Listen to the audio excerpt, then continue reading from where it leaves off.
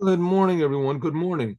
Now we'll start the day with charity. First of all, let's give charity. As we just finished learning yesterday, that charity brings the future redemption. We have to give to others. We have to do things. Pray, learn Torah for others. L'chaim. Here we go. Let's give charity. Charity brings Moshiach. Charity saves from all bad things and brings all good things. Let's also say a praise to the Creator of the universe. Hodu Lashem Kitov. Kilo Olam Chazo, his kindnesses to the world, which, by the way, I just had a discussion with someone today, and the antidote to communism and to the evils of capitalism is Judaism. What does Judaism say? Judaism says that God provides with all of your needs, but you have to be partners with him. You have to do your half, and then God does his half. You have to make a vessel, and God makes the light. And God brings the blessings, but you have to evoke the blessings. You have to be partners, but the novelty is you have to be partners with God. You have to be partners with God. So ideally, capitalism is a good thing because capitalism is the best way. It puts it in the hands of the individual, but the individual can't think that he's the whole thing and that the goal is to make money. The goal is not to make money. The goal is to be an individual, to be what God wants you to be.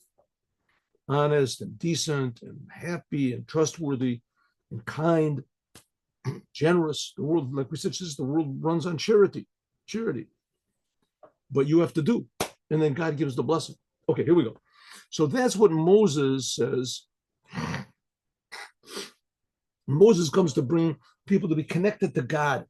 Instead of being connected to money, instead of being connected to yourself. Money is not bad, but it has to be number two. It can't be number one. Same thing yourself, your talents, your abilities, your goals in life. That has to be number two. Number one is the creator of the universe, but there has to be a number two also. There has to be also yourself. The number one, okay, so but how can you attach yourself to God? You don't even know what God is. So that's the idea of Moses. Moses brings people. He does it by his prayers, by his example. He does it by his deeds. He changes the whole atmosphere, the whole paradigm of human consciousness. One person, Moses. So that's what it means that he provides. It says, if you do my commandments, Moses said these words, if you do my commandments, then I will give grasses to the fields. So the Rebbe says to your animals, to the fields, to your animals. So the Rebbe explained how Moses is really God's speaking through Moses. Moses is Ish Elokim. He's half man, half God. Moshe. And when Moshe speaks, it's God speaking. And that God is saying that if you do my commandments, you do what I'm supposed to. The non-Jews do 7 wide commandments, etc. Then God says, I will give grasses to the field. He says the field is this aspect of godliness, which is relevant to the world, the field, and to your animal, even to your animal soul. That's godliness. And also, along with this, will also be finances. Will be okay. So, that's why the angels are all singing out to God, because the angels feel this. The angels feel that God is really providing them life, and really the angels receive after we do. The angels receive after man does. We cause the blessing. We bring the blessing to the angels. We are the ones that, activate God's blessing. Huh? Pretty good. We activate God's blessing. And that's what we're doing by learning these things. We're activating God's blessing. I hope. Okay. Behold, be Yotzer Ohr. In the blessing, which it says Yotzer Ohr. This is a blessing that we say, all religious Jews, in the morning, we pray, and there's a whole ladder of prayer. So it's called like Jacob's ladder. It's a whole ladder of prayer. Let me get this down. I want to make this bigger. Okay. So it says in this ladder of prayer. So we start off by saying the Psalms of King David, and then afterwards it goes to two blessings which were written by the men of the great assembly. This is like Daniel and Mordechai, these great people in the beginning of the Second Temple. And the first of these two blessings lead up to say Shema. So we're thinking about the angels, and we're thinking about God and how God took us out of Egypt, and how He gave us the Torah, and that enables us to be emotional about God. Okay, but the first of these two blessings is called Torah Ohr. How God makes light. God makes light, physical light, spiritual light. And there we say, Anu Omrim, we say, Kulam Ke'echad. All of the angels say Kadosh, that God is holy. Kulam Ke'echad, all the angels together. What does it mean, the angels together? It says the angels together with us Jews. In the Zohar, it says that the angels cannot say that God is holy until we say it here. Perish ki Gimel Olamos, there's three worlds, Bria, Yetzirah, and Asiya. These are three dimensions of reality. There's only one reality, right? But how much of it is revealed to us, this is up to God. And this is, in general, there's three dimensions of reality. They're called three worlds, if you want to. There's really four, and they correspond to the four letters of God's name. But the first is like pure godliness. That's the Yud of God's name.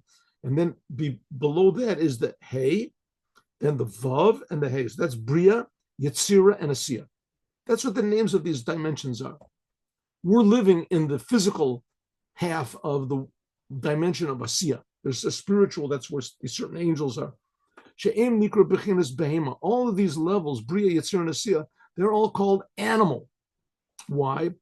The angels are all called animals. Moses draws down, the Jewish people, they draw down the awareness of God to the angels. These three worlds, these three dimensions of reality, of if you want to call it godliness, because God is the ultimate reality. They are bimel. These are also three aspects, if you want to call it, of God's thoughts, speech, and action. Machshava dibur ma'is. This is another facet of what it says that we're made in God's image. Human beings have thought, speech, and action. That's how they express themselves. Well, God also expresses Himself, so to speak. He creates the whole world in thought, speech, and action. Yisrael, the Jewish people, they rose up in God's thought. And even these souls, which are called Zerah, the Jewish souls, which are called the seed of animal, and those are the lowest souls, they all come from what's called God's thought. And this is the world of Bria.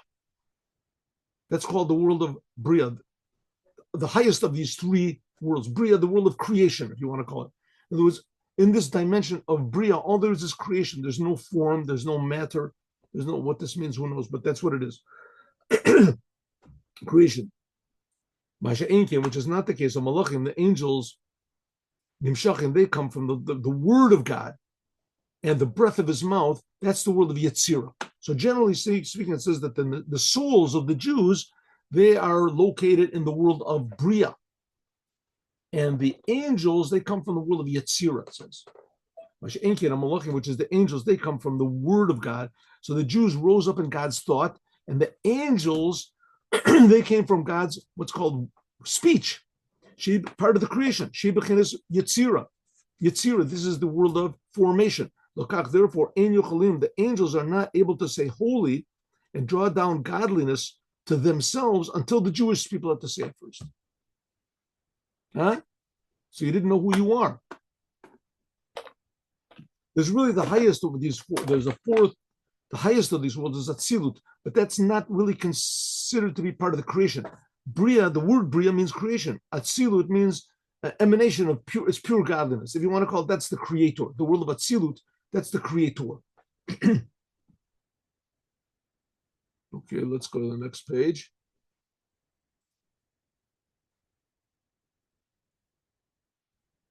Now, maybe you don't understand what we're talking about here, because, I mean, if you do, then you got one on me, because I don't understand what we're talking about over here. But I understand that there is such a thing, and that we say it every day. Every day in our prayers, we talk about the angels. I have never personally experienced an angel. I don't know exactly what an angel is. But on the other hand, I am a Jew. And now the Rebbe is saying that if you don't know what an angel is, for sure you don't know what a Jew is. For sure you have no idea what a Jew is, because the Jews are even higher than that, are more real, whatever. That's what a Jew is. But I know a lot of people that are Jews, and myself included, that don't seem to be very angelic, I mean, they don't seem to be exactly so spiritual. Well, the Rebbe is trying to convince us. That's the point. The Rebbe is trying to give us da'at. The Rebbe da'at means to know who you really are. You have to know who you really are. So we have to think about this. Is this really so? Is it really true where we are? And so it says we really are the Jews. The fact that you're a Jew is really higher than the angels. So in other words, Jews have something inside of them which is totally impossible to understand, that makes them Jews. Just like it's impossible to understand what angels are, even more so. But nevertheless, when we serve God in this world, we activate the whole entire thing. The whole entire, how do you say, the being from the lowest to the highest all becomes activated. Because I'm shachat tzarich liyos, because why does it have to be this way? Because it's an orderly way. An orderly way. Shiyum shechadat, the awareness of God has to be drawn down, first of all, into thought. That's the Jewish people. And from thought, it's drawn down into speech. That's the angels. And then from there, it's drawn down into the physical world, into money, into this. It's impossible that this feeling of the awareness of God can be drawn into speech, namely the angels, until it's drawn down into thought, namely the Jewish people. Just like it's impossible to speak normally unless you think first. There has to be some sort of orderly letters in your mind. I mean, you can speak, like a parrot, or you can say things that make no sense, like but that's not really speech. Speech is to convey an idea, so there has to be an idea. But Gam Yisrael, all the Jewish people, it's impossible for them to say holy until the angels say it first. Why? Because let's not fool ourselves. Maybe in the source of our souls we're above the angels, but in this world, I am definitely not above the angels. We're human beings like everybody else. Even more, we're animals like everybody else. We live in the same world as the dogs and the squirrels and right. So you want to tell us that we're higher than the angels? How are we? So it says we're higher than the angels from the root of our soul, which we're not really so aware of. And the angels, okay, maybe could be something like angels. It could be. I mean, Isaiah talks about them, and Ezekiel talks about them. So there must be something like that. The angels, we see that angels, the story with Abraham, the angels talk to him, and the angel talked to the donkey of Bilam. Angels, so okay, could be angels. So it says, so therefore angels are higher than we are. But the essence of our soul, a Jewish soul, what makes a Jew, that's higher than the angels. So it ends up that the angels can't say holy, holy until we do it, because we have to draw God. There has to be thought before speech. But then we can't say it before they say it. Why? Because we are not living in the world of thought. We're not aware of who we are. We're in this physical world. That's the world of action. So first of all, it has to come from thought. That's the essence of our soul. Then it comes into speech. That's the angels. But then it comes into us. That's the world of action. All those are the Jewish people. They can't say holy until the angels say it first. Because even though from the essence of their soul, they are from this level of thought, which is above the angels. But because the Jewish people are in bodies in the physical world, they're in the world, the physical world. Shalamata Mata, which is below the angels. The angels, they're in the world of Yetzirah. If so, the Jewish people, they have to receive their dot, their awareness of God by means of the angels. Just like Amshacham and Dibur, just like speech comes into action. And that's what it means. They receive one from the other. We receive from the angels receive from us. Huh? So maybe, I don't know if you can, let me make an example of what's going on here. God makes a world. We're talking about the world that God makes. We're trying to appreciate God by appreciating how wonderful and, intricate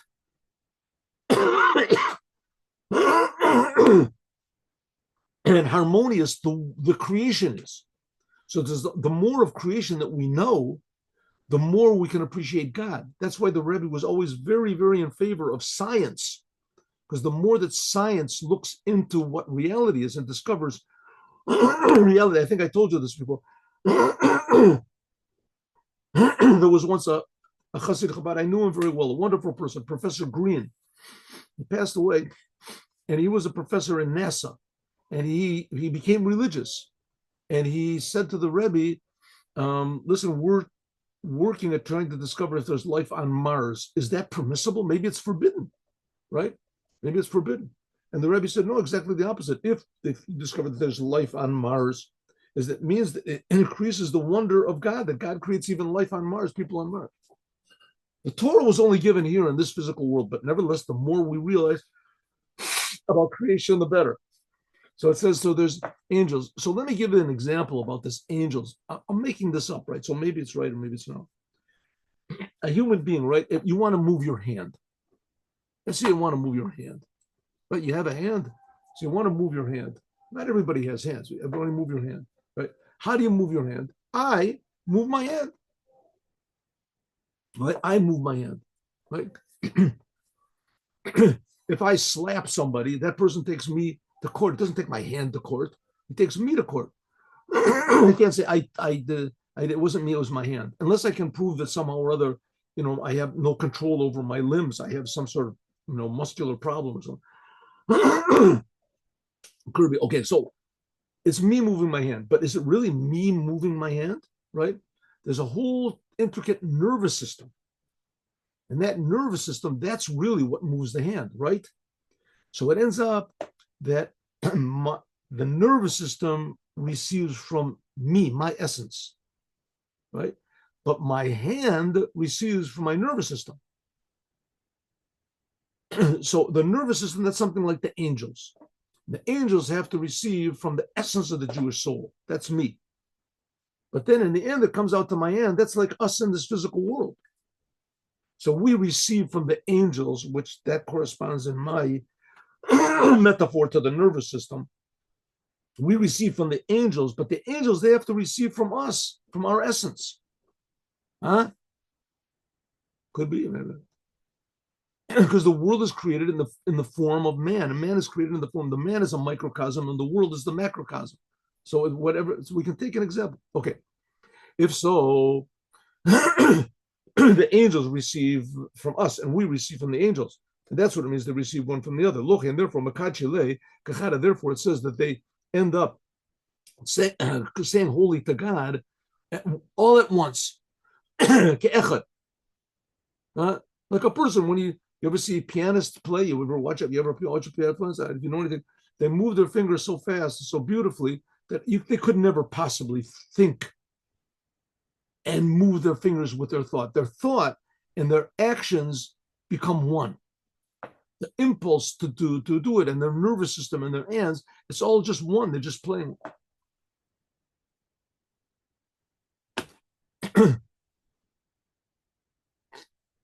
That's what it means that we that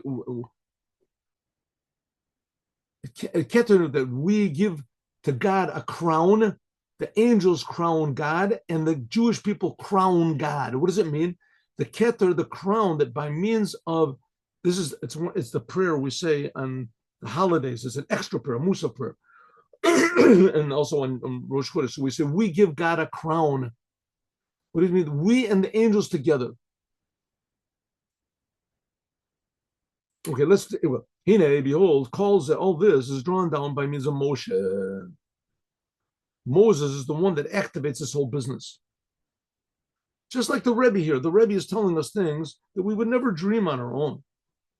The Jewish people are above the angels. The angels need us. Yeah, the angels need it, but we also need the angels. Who thinks about this in the day? Who thinks that that's who we are? The Rebbe is waking up. The Rebbe is Moses. He's the Moshe. So it says all of this is drawn down. It's activated by means of Moshe. Not just he's writing about it, but he is doing it. He's aware of it. Shehu Moshe, Moses is the one that draws down, and he also influences and brings influences this aspect, us with dot, with awareness of God. Dot means awareness, connection to God, feeling God. Moshe, he's the one that does the whole thing because the whole existence depends on man, right? That's the story of the Bible. What's the story of the Bible? God creates the whole world with the fish and the angels and the animals, and it explains this. The angels are created in the second day of creation, whatever they're done. On the fifth day of creation, the angels, everything is being created, right? Finally, the last thing that God creates is man. Why does he create the last thing, man? Because the whole thing depends on man. Everything depends on what man does. Man is put into the world to improve the world. And if he doesn't improve the world, then the world gets worse. That's it. The whole thing is dynamic. Nothing stands still. So it says that since then, since the world, okay, so Adam didn't do what he was supposed to. He messed things up. And until Abraham came, the world was in the state of just limbo, of just confusion. It says 2,000 years of tohu, confusion. Nobody knew what was right. Nobody knew what was wrong. They had an inkling that maybe there was the flood, there was this. And then till there came the Jewish people, Abraham. Abraham came along to fix up the mistake of Adam. And Abraham began the whole process that eventually would come Moses and bring the Torah. And after Moses, there has to be a Jew in every generation that's like Moses, and he activates the Torah by the Jewish people, the godliness in the Torah, the commandments. And Moses brings down this awareness of God from the highest levels into the lowest, called the Sheiyah Oved, Over, V'nimshach. It should be drawn down to all of these different levels of thought, speech, and action. Moses is the whole thing. It says that's the whole idea of Moses lifting up his staff and breaking and splitting the sea. It says that by means of splitting the sea, what does it mean that Moshe split not just the physical sea, but also the spiritual sea? That by means of this, he drew down an awareness of God and an arousal of the heart into the thoughts, into thought, speech, and ma'aseh. Machshava dibra ma'aseh. Even the Moses lifted up his staff, that drew down das, the awareness of God, this world of Keter, we said, into all of the different worlds. That's it. That's the job of Moses, to make people aware of God.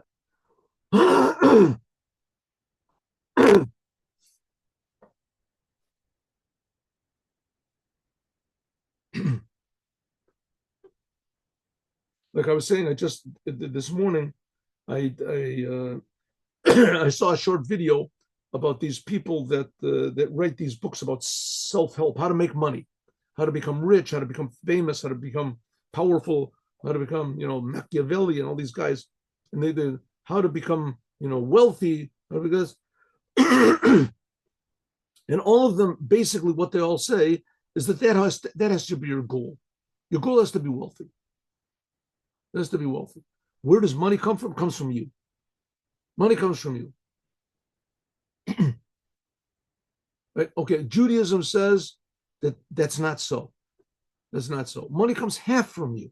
You have to work. But money and everything comes from God. The more you're aware of God, the more you want to be partners with God. And that doesn't mean to be removed from the world. If you're partners with God, then you want to be in the world. You want to be in the world and fix up the world like Adam was supposed to have done. In the world, you want to have a business, you want to make money, 100%, but you want to do it only on God's terms, and you want to give charity. You want to give to others. Because nothing is yours. You feel that everything that you have is just a blessing from God, which is the truth. And that's what Moses draws down. Moshe draws down an awareness of God, so that your health comes from God, and your family comes from God, and your your day-to-day life comes from God, and everything that you have, it comes from God. But God wants you to be his partner. So it's almost the same thing as like the angels we're talking about over here, right? We come from God, but on the other hand, we have to draw down blessing into the spiritual worlds. And then the spiritual worlds, they draw down to us. So it seems a whole big natural or a spiritual process, right? But it's not. It's not natural and it's not spiritual. It's godly. It's pure, 100% God. And God is the one that makes the spirit and he makes the physical. And we just finished learning the spirit, that's God's speech. And the world, that's God's action. And it comes from the Jewish people, that's God's thought. Now the Rebbe is telling us that who is the one that activates God's thought in the world, the essence of the Jewish people? That's Moses. That's what it means. That's what it means. These are the laws. God is speaking to Moses. These are the laws that you should put before them. Mishpat, what does mishpat means to walk? How does mishpat mean to walk? Mishpat means laws. How does it mean to walk? Like it says, excuse me, in the Aramaic translation, kamishpat harishon kehilchata kadmita, like the first order, if you want to call it. The halachos are from the language of halicha, how you put everything, how everything moves. Halichot olamlo. The word halicha means to move. The word halacha means laws, but it also means the same thing, how you move everything, how everything should be. The halacha that makes all the worlds elevated. What does it mean elevated? It puts more meaning into everything. Everything becomes more important. Suddenly the worlds become more godly, and little by little you realize what it means godly. You realize what it means. It's not just an intellectual idea, that God is really creating us. God really cares. God's creating the angels. As far as I know, the whole religion of Islam is based on an angel. And who knows if there was such a thing with the angel again? But in any case, it's just based on an angel. An angel came and he said, an angel came and he spoke, an angel came this. So even if it is true, which 90% of it is definitely not true, but even if there was an angel that spoke to them, so it says an angel is just a creation. It's just a creation. We're talking about the creator of all being. So the more we realize where everything is coming from, the more important everything becomes. More important everything becomes. Right? So a person finds a picture. This is a genuine, look at this picture, a genuine, who knows, Leonardo da Vinci. Leonardo da Vinci, the thing is priceless. They take it to an art expert. He says, look, it's not Leonardo da Vinci. This is a pupil of Leonardo da Vinci, and his name was Leonardo da Vinci. And says, oh, well, don't be so disappointed. If it was Leonardo da Vinci, it's priceless. Because this is Leonardo da Vinci, it's worth $5 million. And then someone checks it out and says, 1 second, I happen to understand this a little bit better. This is not Leonardo da Vinci. This is a pupil of Leonardo da Vinci, and his name was Schmerl Baumgarten. But it's still worth $1 million. Still worth $1 million. So the further away it gets from being Leonardo da Vinci, right, which is priceless, it becomes worth a little bit less and a little bit less and a little bit less until it comes down to like a really good copy. It's worth $1,000. The same thing with the world. We look at the world face value. What's it worth? Nothing. The world is worth nothing. Maybe money is worth something. You look at a little bit deeper at the world, you realize it's a creation, right? It's spiritual. So money becomes a little bit less important, and the spiritual becomes more important. You're going to go to heaven. One day you're going to die. Where are you going to go? Your money's not going to be worth anything. Says, okay, so the money becomes a little bit less valuable. Then after that, you learn about a little bit more, and you realize, no, that there's a real purpose to the world. There's a purpose to the world, and you can achieve this world in the world. So all of a sudden, then the world money becomes a little bit less valuable, but it becomes like a means that you can give charity and you can do other things. The more you realize about godliness, the more the world itself becomes a vessel for godliness. You can use money now to give charity. You can help. You can be a partner with God. Ooh, this is great, right? But a normal person will say, who wants to be a partner with God? If God wants to give me, he'll be a partner with me. What do I have to be a partner with? It's because you don't realize what God is. So the more you realize and feel what God is, the more the world becomes, how do you say, a meaningful. It becomes a means to something more human, the world. Does that make sense what I'm saying? Anyway, I hope it does. So the world becomes, because you realize the world is just part of a bigger, more meaningful picture.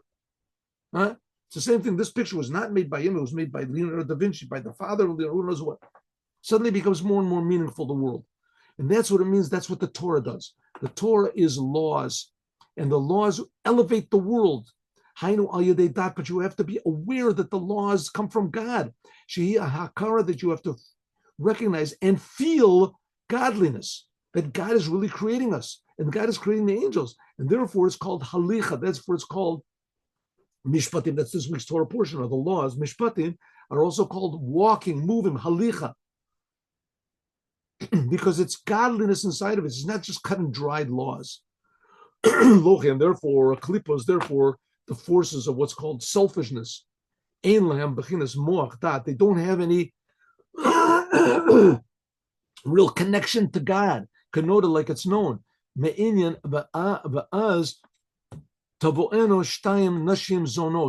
the story about the two women that came to King Solomon. You know the story? Weird story. Right in the beginning of the story of King Solomon. King Solomon becomes a king, and two women come to him. I get one of both are prostitutes. So anyway, both of them had babies. The nighttime they went to sleep with their babies, and one rolled over and killed her baby. So she switched with the other lady and gave them. And so they woke up in the morning, and the one who switched said, "Oh, your baby is dead. I feel so bad." And then one said, "1 second, you took my baby. That's my baby." So they went to King Solomon, and he couldn't tell. Then there was no DNA. There was no connection. So King Solomon said, "Listen, the law is in Judaism that if two people are arguing over something, they have equal claims. So you divide the thing. So let's divide. Bring me a sword. We'll cut the baby into two." So one of the ladies said, "No, don't cut him into two. Don't cut him into two. I was lying. It's hers. The baby belongs to her." And the other lady said, "Okay, I'm okay with that. Cut him into two. I'm all right with that." So King Solomon said, "Listen, the one that said cut the baby into two, that's not the real mother, because she has no feeling. Her feeling is gone. There's no feeling. She doesn't feel that's her baby.